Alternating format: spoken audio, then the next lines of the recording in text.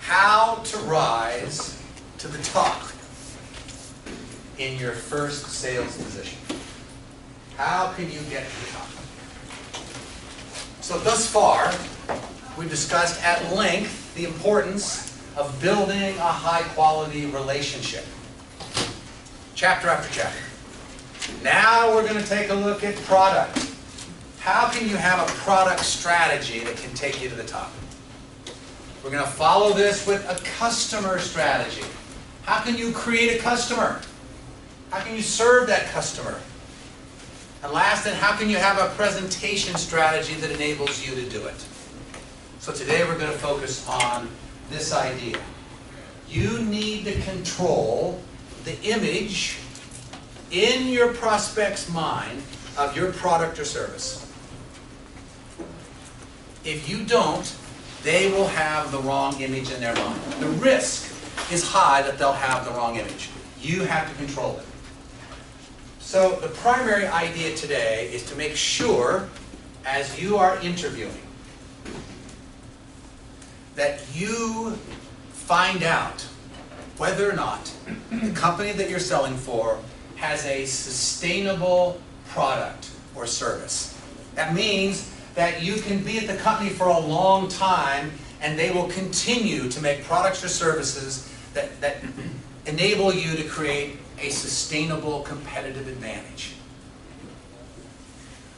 When you are selling a product like this, bingo, up you go. People are going to know about you.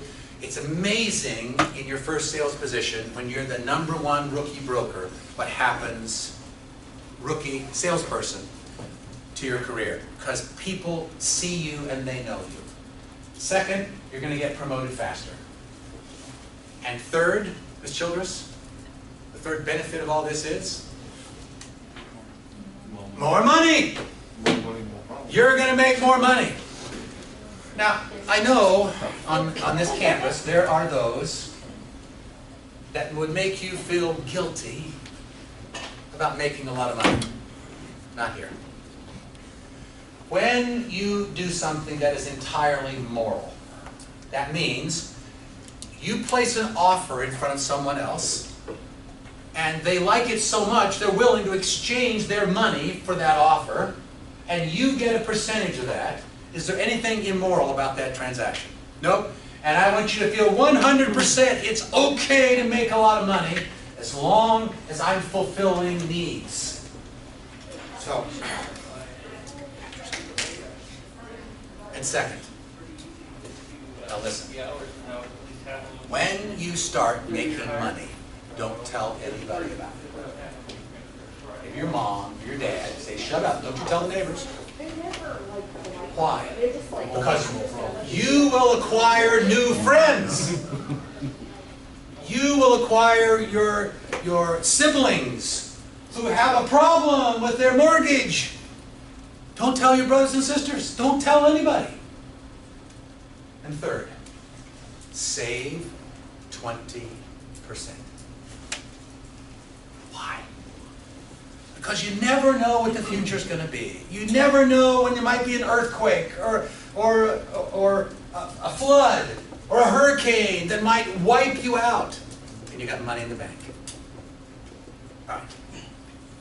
Let's today begin talking about this idea. How do I control the image? How do I position in the mind of my buyers my product or service so that there's a notion that I'm going to get something for that? You must be able to differentiate using you as the salesperson. You must be able to differentiate your product versus your competition, and you must be able to differentiate what your company does that adds value. Why? Because you're going to have competition. Every industry, every product, except the post office, you're going to have competition. When you apply these, it gives you the potential to get a competitive advantage. Now, how many of you here have an iPhone? Okay, A better question is, how many don't have an iPhone? When you have I have a Samsung Galaxy S. a Samsung. Okay, Samsung Galaxy. What happened last year with Samsung Galaxy? Is your pocket still there? It didn't blow up? No, It didn't catch on fire?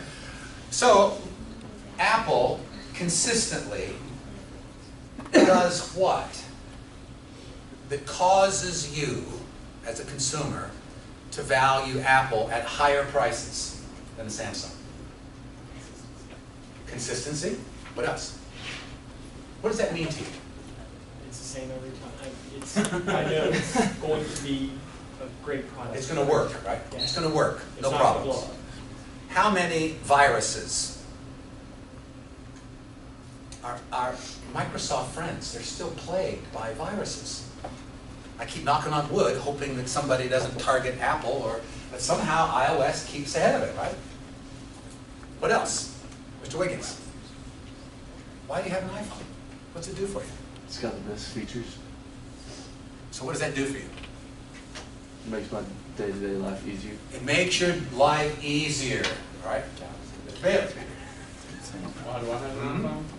Because it was cheaper. Then what? It was cheaper?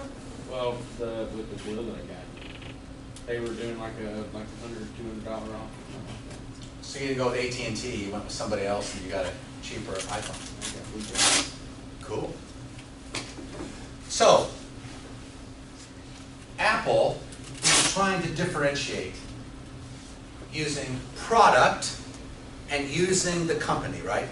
Does it have to differentiate in terms of a person? Does someone have to sell you?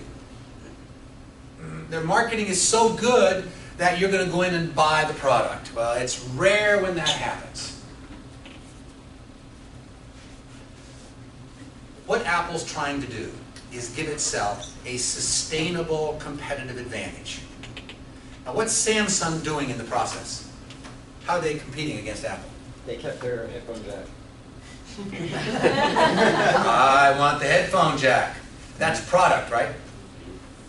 So Samsung is also introducing more features. A better screen, the screen is rounded at the edges.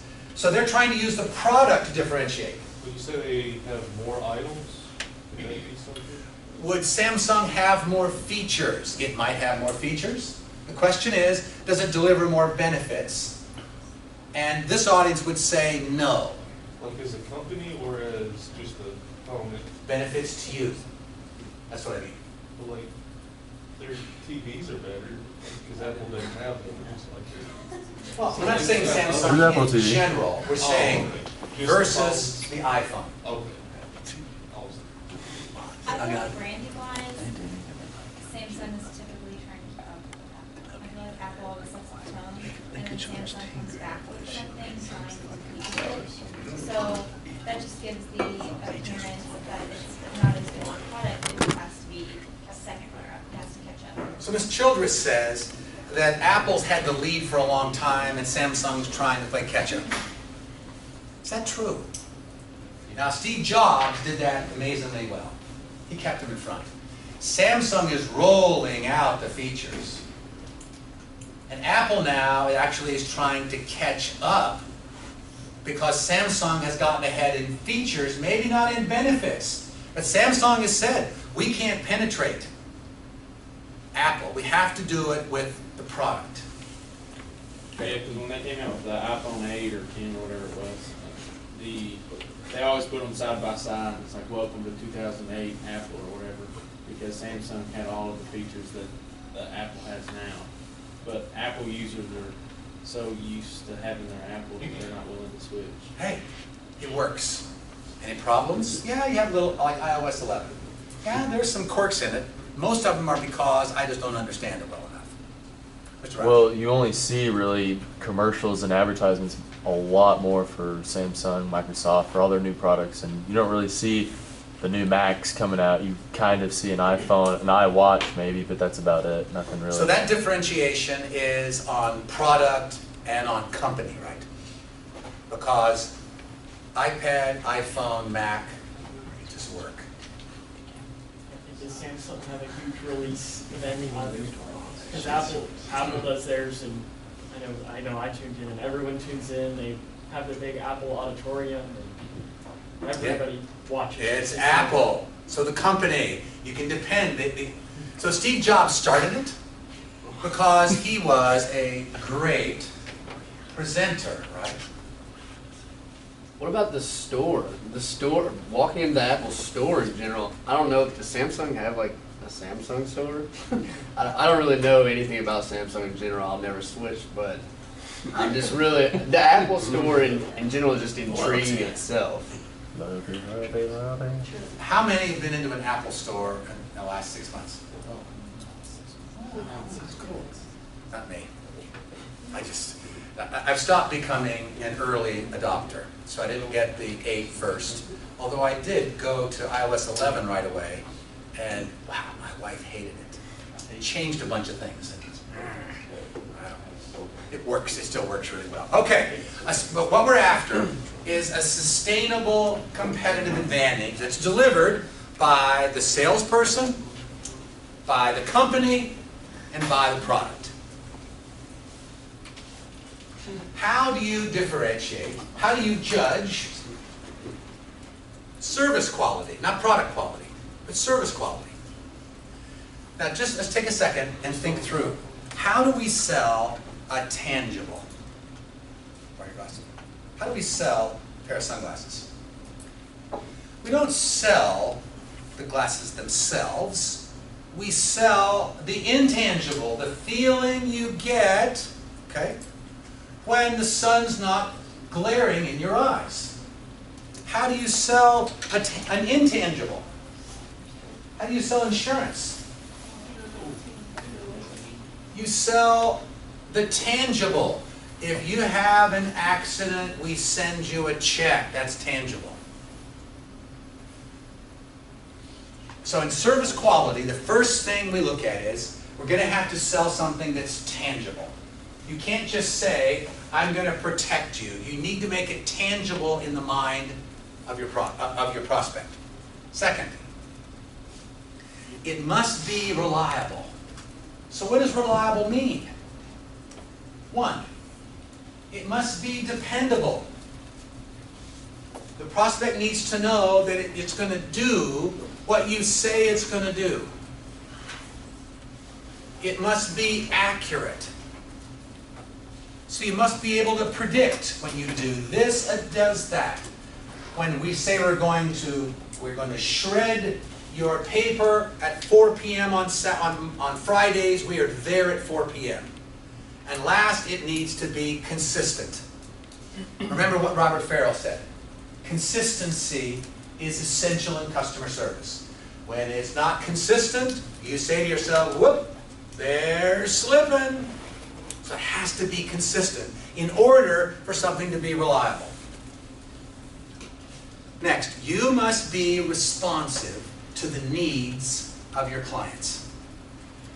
Cintas is a company that ostensibly launders uniforms for people who get their clothing dirty, and then they launder them and bring them back to you on a regular basis. So you always have clean clothes to show.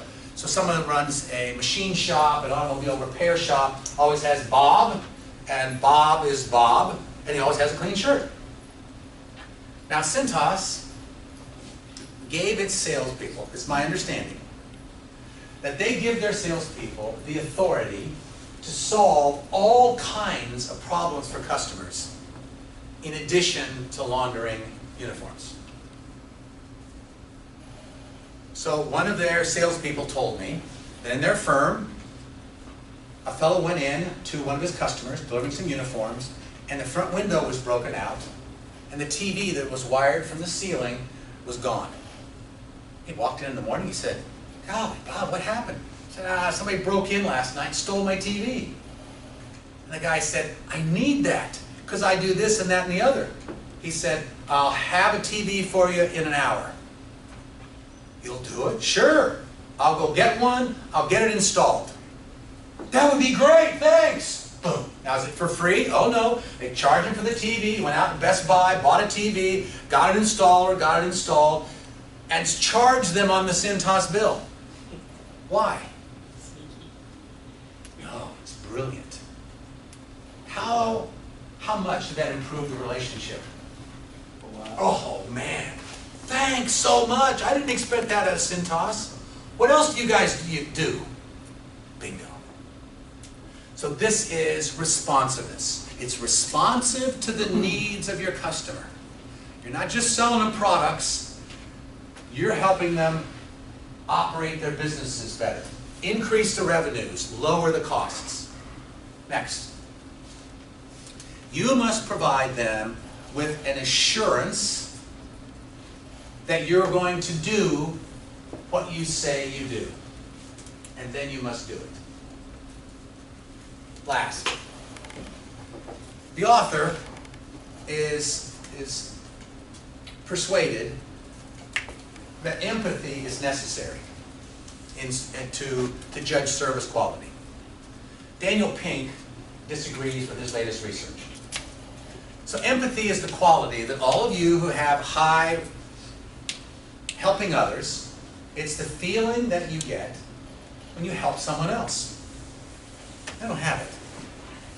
Now, I'm helpful to people because I think about it, but not because I get a great feeling from doing it. This Pink calls perspective.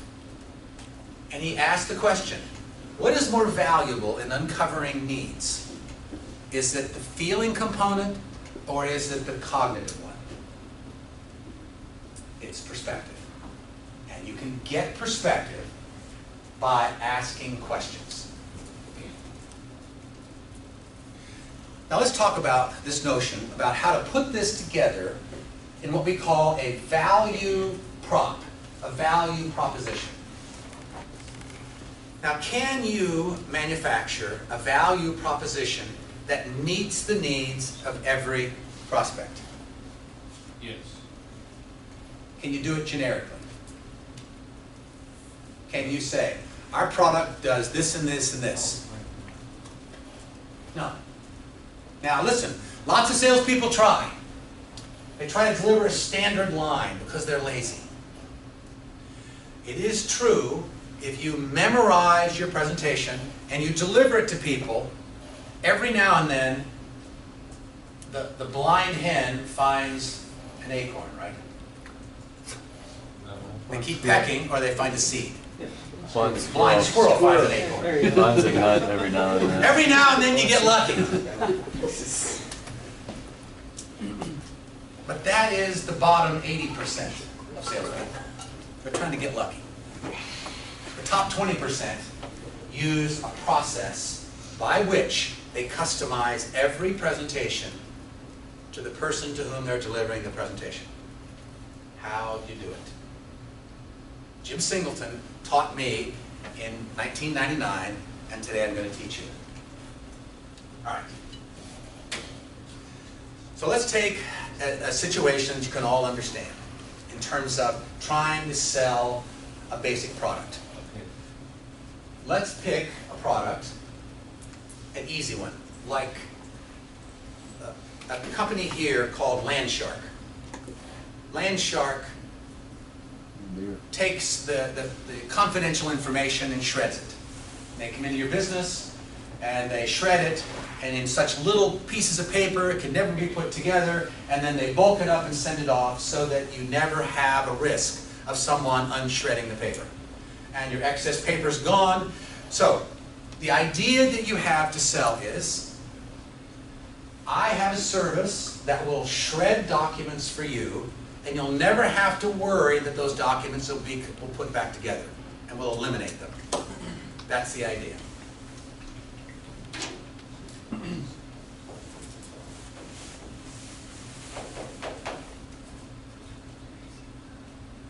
Now, you are an attorney, and I am a Landshark salesperson, and I'm coming into you. I want to make a presentation to you about shredding your confidential documents. The first thing you have to do is is you have to learn everything about Mr. Kroll. How do we do it? Before we go in. I use, you kind of look him up on internet services. Oh, yeah. On Facebook and LinkedIn, I mean, you do Google, so you can find everything about him. What can you find out? You might have mutual friends. Mutual friends? What can you find out? Hobbies and interests. probably. Hobbies and interests? Whether or not he has a family. Family? What kind of law he practices? What kind of law practice? You can find out a lot. Top salespeople will always do their homework up front to know who the customer is as much as possible. Now, given that you have a law practice, you graduated from the University of Louisville, you run a personal injury law practice, and you've been in the business for 10 years, and you have 3 associates. So your practice is succeeding. That's what you find out. Question number 1. What needs do you have that will be fulfilled by the shredding, the outsourcing of the shredding? Now, what are needs? You already know them. The needs are the motivators in my assessment. Those are the needs that fulfill every human being. So those needs are return on investment, leadership, helping others, guiding principles, knowledge and discovery, peace and harmony, and the aesthetic. Those are the 7 drivers. So now think. Here's Mr. Kroll. We know about his law business, law practice. What needs would he have that would be fulfilled by the shredding operation? Yeah. What need is fulfilled? Probably peace of harmony. Would he feel great to knowing that his documents, his confidential documents, would be destroyed forever? Could be. Let's say peace and harmony. Now, if peace and harmony, if he is fulfilled by peace and harmony and all those documents are shredded, what benefits flow to him?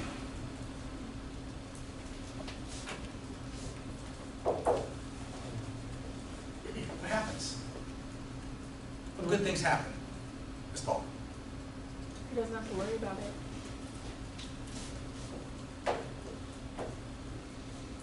What else? Ms. O'Reilly? He can be more trustworthy to his customers. By saying that they have a for sure way of knowing that their documents will never be leaked, I guess would be the word. So is it no liability? So he removes the liability? Okay.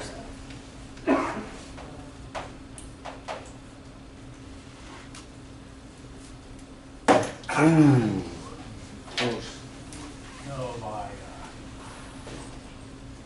No liability. What's another benefit? Like confidence. So the benefit to him, to Mr. Kroll, would be he's more confident. Like he's at risk. He doesn't. It kind of goes along with no worry though. I feel like he doesn't ever have to worry about breaking confidentiality with. So the feeling he gets is satisfaction. Keep going. Relief. You got less clutter, organized better. Less clutter. That's one. Let's go back to this one. How about More organized from it. peace of mind? Right? Peace of mind. Okay. You missed a like, bro. Someone said like. Peace of mind. Another one. Oh, he can be more efficient, productive, right?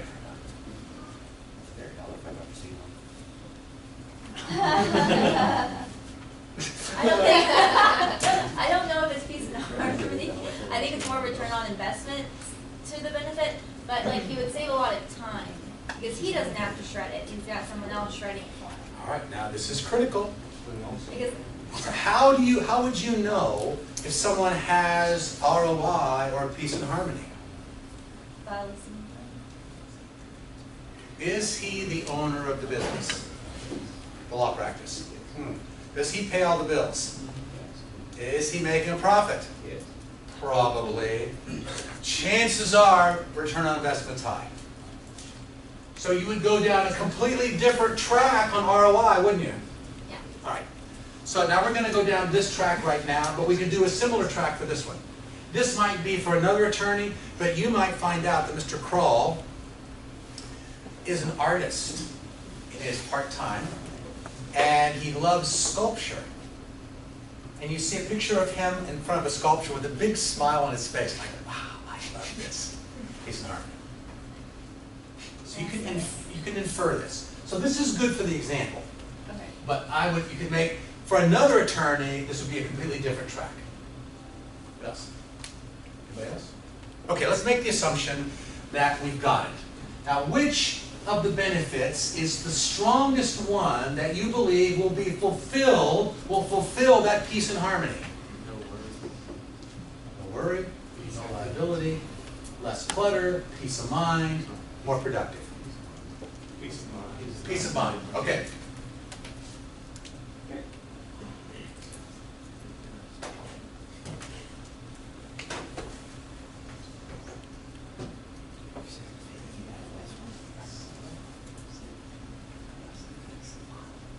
Now here is your value proposition. Are you ready? You're the salesperson. Mr. Kroll, I'm here today to create a much higher sense of peace of mind for you. You need a better feeling that your clients, that the documents that you have of your clients and all of your cases don't get out into the public. I would like to talk to you about Landshark now outsourcing the shredding of all those documents. When you outsource this to us, you are not going to worry anymore. You're going to have no liability because we're going to make the pieces that small. You're going to be less clutter around the office, and you're going to be more productive. This is called the listener train of thought. This is how to create the opening statement. Now, have I persuaded him?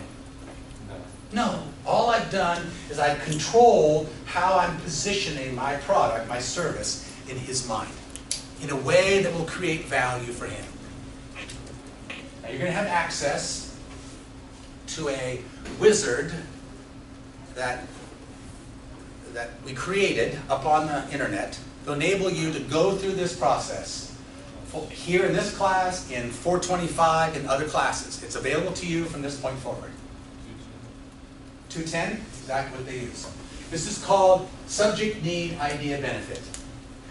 And the verb that we describe this process is, when you snib a presentation, it means that you apply the listener train of thought to it. Here's the benefit. You can deliver a standard presentation, and frankly, this is what a company is going to hand you. They're going to hand you how to present a product. And you're going to be lucky sometimes that you're going to make that presentation and someone's going to go, yeah, I need it. Better than that, why don't you customize the presentation to every person? Do you want to make presentations or sales? Idea. The subject is the #1 benefit that will fulfill the need. Subject, need, idea, benefits.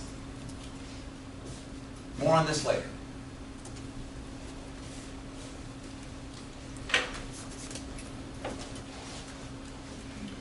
Now let's apply the 3D model. The 3D means salesperson, product, company. to a company that you will get to know when Jordan Yoakum comes in a couple weeks. So Tom James is the largest manufacturer of custom-made clothing in the world. Notice the name on that room. The Tom James room. Tom James actively recruits our students. Jordan Yoakum he graduated in May of 2009 when I came aboard Western in August of 2009. I met him because I asked for a recent graduate who could explain to my students what selling was really about. So Jordan came in the first semester. He's been in every semester since then. We've become very good friends. Jordan's productivity has done this. His sales have done this. He made $35,000 his first year. My understanding, this year he'll make more than $400,000 selling custom-made clothing to successful, wealthy people. He's the number 5 salesman of over 600. And Tom James has offices all over the world. His territory is Louisville and Kentucky. Is that the mecca of custom-made clothing in the world? He is good. How does Jordan do it? So we got 3 ways to differentiate, right? The salesperson, the product, and the company. Which one of the 3 is more powerful to create a sustainable competitive advantage? Mr. Bennett. That's a question. That was vague. Counselor, do you agree? What is the most powerful contributor to a sustainable competitive advantage? The salesman, the product, or the company? You got it. Here's Jordan. The first thing Jordan does is he partners with his clients to achieve win-win outcomes. What does that mean? That means they have to be delighted when they buy his clothing. Now, Tom James custom-made suits starts at over $1,000 a suit for men. It starts. There's an old story, not old. The owner of the New Orleans Saints won the Super Bowl several years ago. And his wife was a client of Tom James. And the Tom James rep suggested to her that he create a special suit to commemorate the victory. His wife loved it. So he created gold thread in the pinstripes, yeah, in the pinstripes. And the gold, there was actual gold thread, and it had dollar signs in it, and it cost $35,000. She was delighted. She was delighted. Well, was it the money? No, he got rich, winning the Super Bowl. He could afford $35,000.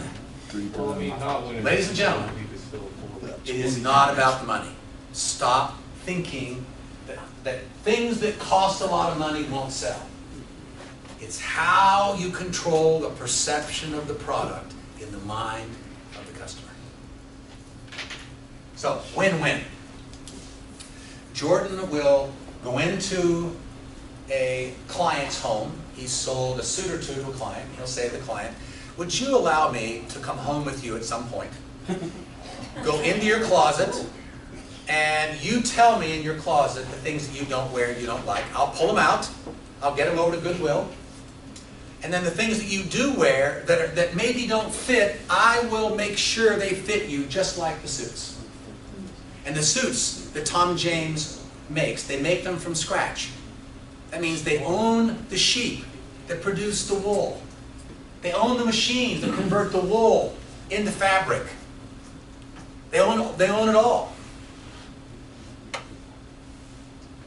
So Jordan then will pull out the suits to make sure that everything the person wears fits exactly right, and they like it. And he makes them the promise that wherever you are going, whatever affair you're going to be involved in, I want to make sure you look your best. Wow. If you can afford that, he's your salesman. Number 2, it takes a lot of knowledge to be able to do that. See, at Tom James, they have a measuring system. I think they take 21 measurements of you. They store those measurements in a computer, and then every time you buy something, they don't have to measure you up again.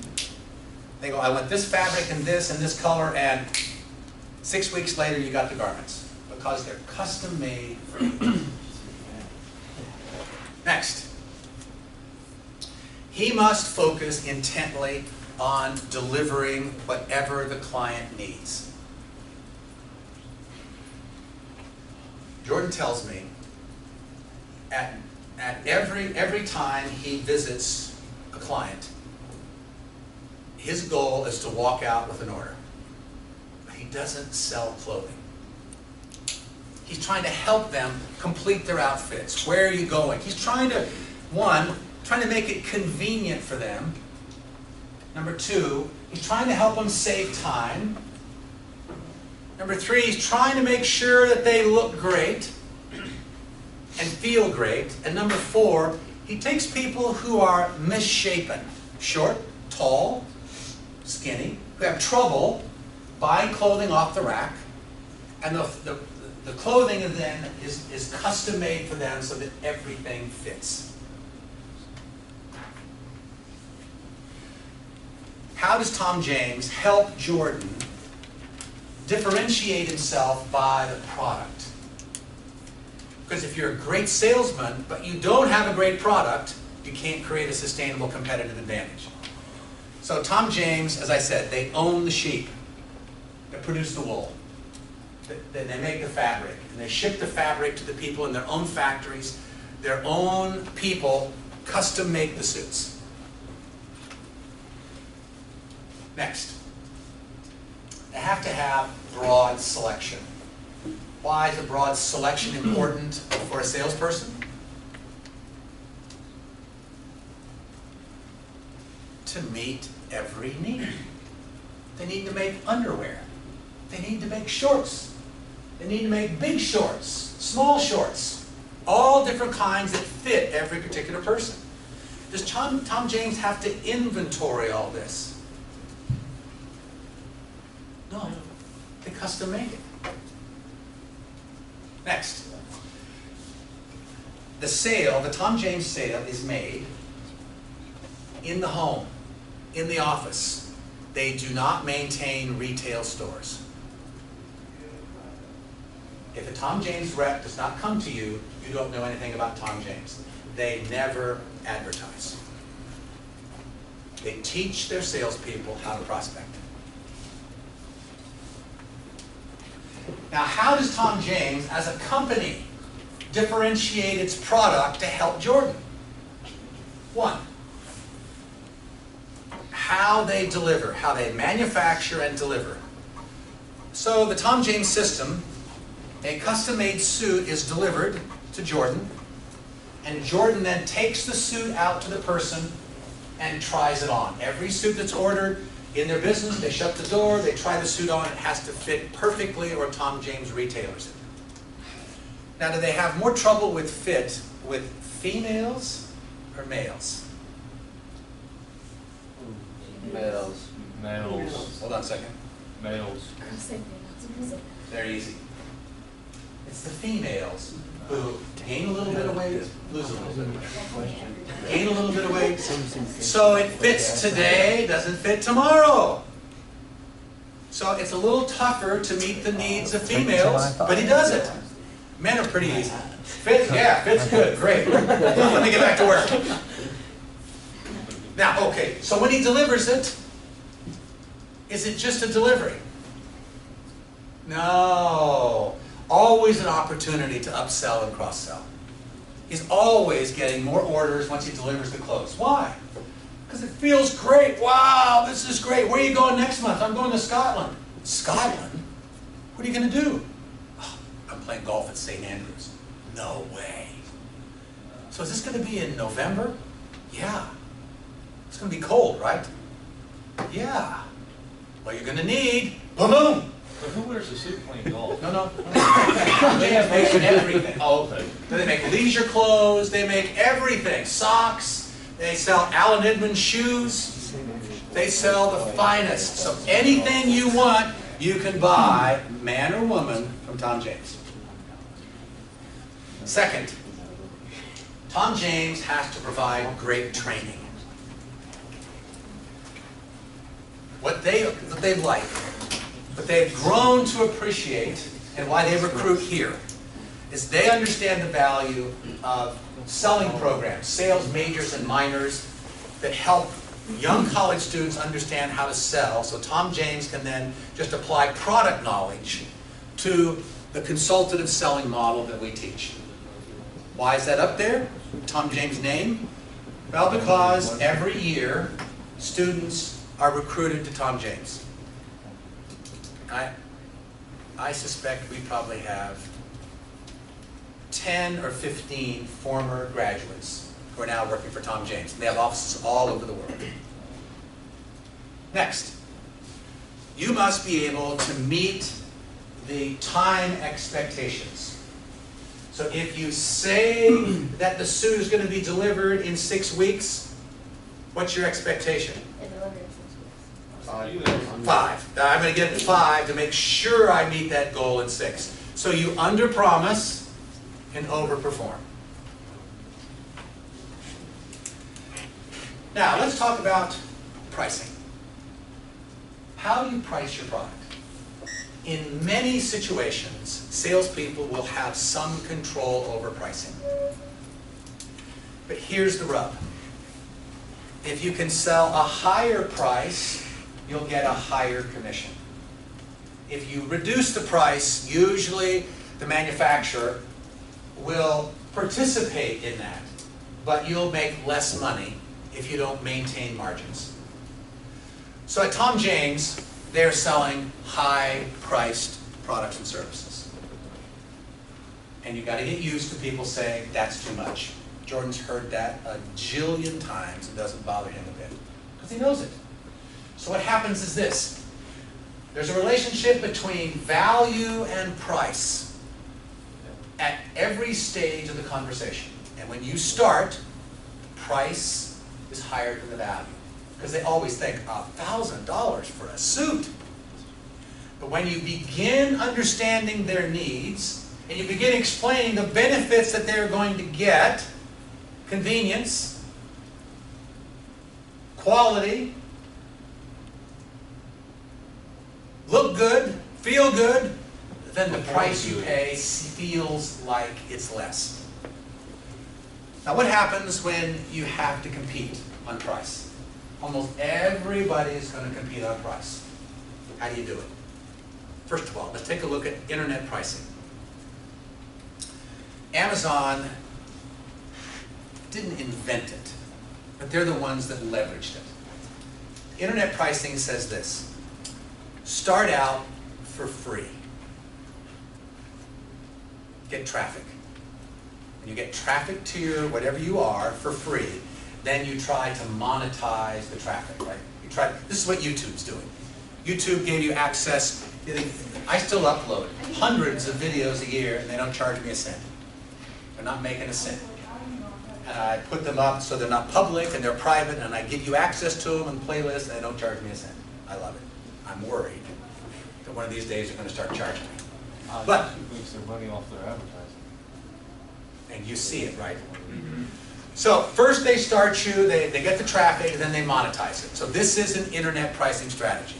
Amazon didn't almost go broke, but they didn't make money for years and years and years. And Jeff Bezos kept saying, no, no, no, don't worry, the profit's coming, because he had to optimize the process to create warehouses and systems and distribution to be able to lower the cost. And he's doing it. People that really make money just from making videos. They make money. Famous, yeah. There's a guy that was a kicker for a college team. He couldn't kick anymore because he made money. No longer an amateur. Well, I have made $113 on YouTube. Wow. Very See, good. for free. Well, I have a couple videos that have been seen about 25,000 times. You made some money, that's nice. Thank you. But one of them I made right here. It was on a particular subject you'll be hearing later, but people like it. So, They should get money. second, quantity. $113. So this is pricing, right? So if you buy things in quantity, you can get a discount. Easy one. Next, seasonal. What's a seasonal discount? It means that say SC Johnson makes Raid. They make Raid, kill bugs. When do people buy Raid? Spring. Spring, summer, right?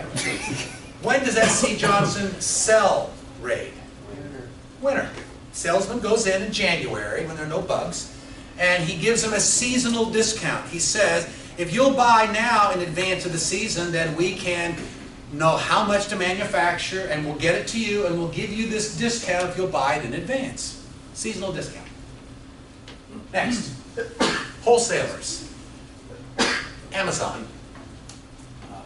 Booksellers love and hate Amazon. You know why? Because Amazon takes at least 40% of the price for themselves when you buy a book. Well, Amazon has to pay distribution costs, they have to pay storage, they have to pay the heating and the lighting to store all that stuff while they wait for you to order it. These are called trade discounts. Next, unbundling. Now, this is a technique that all great salespeople utilize. So when the customer says, your price is too high, we won't pay for that. You can unbundle the offering. You can say, well, I can take out the free delivery, and then you can pay the delivery, and if we do that, I can reduce the price. But you might say, however, what you said you appreciated was the free delivery service. And because that's in the price, it really is great value for you to buy it at the full price instead of the reduction. And that eliminates you having to say, I'll give you a 5% discount. Because you want to maintain your margins. Why do you want to maintain your margins? You want to make money. Because you want to make more money. Don't cut your margins if you can differentiate your product. Next. Now let's talk about how to put these together. How do salespeople put these together to add value? One, you must build high-quality relationships that enable you to build trust.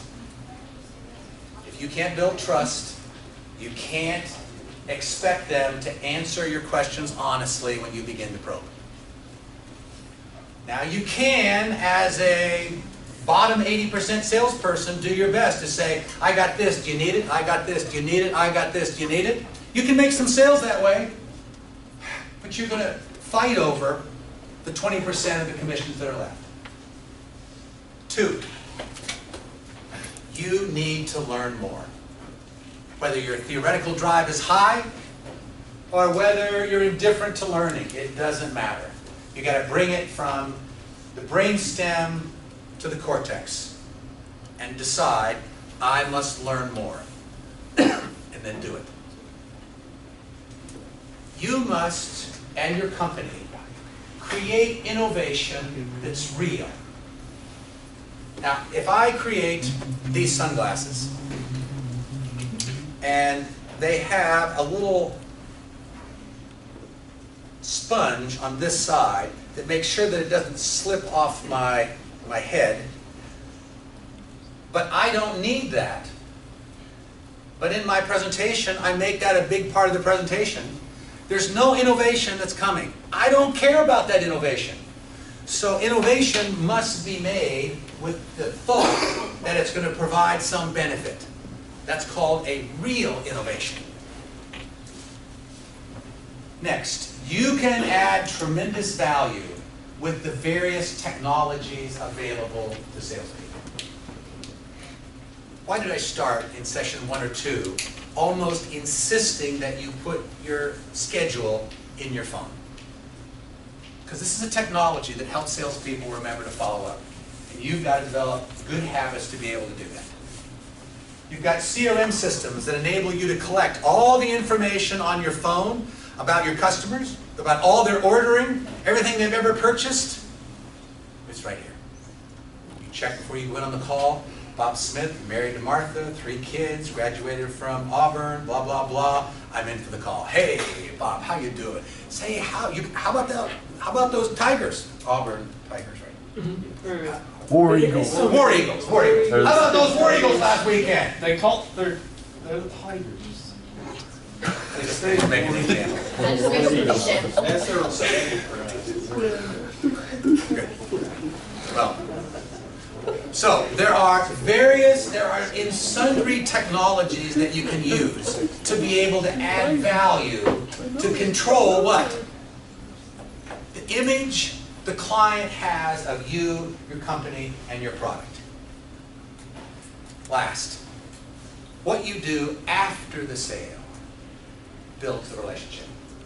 Not when you make the sale, but how well you fulfill the sale. How well Jordan delivers the clothing that fits perfectly. So today, we started with this idea. How to help you rise to the top. How to become the #1 salesman of all the rookies in your first year. So you have to control the image of your product or service in the mind of your client. Make sure that when you take a position, you have a product or service that has the ability to differentiate itself in the minds of your prospects. You are actually interviewing them as much as they are interviewing you. When you do this, you're going to stand out in the organization. You're going to get promoted faster. And Mr. Nunley, Make more money. money! All right, guys. Team 2, get together for a couple minutes. I just wanted to click one.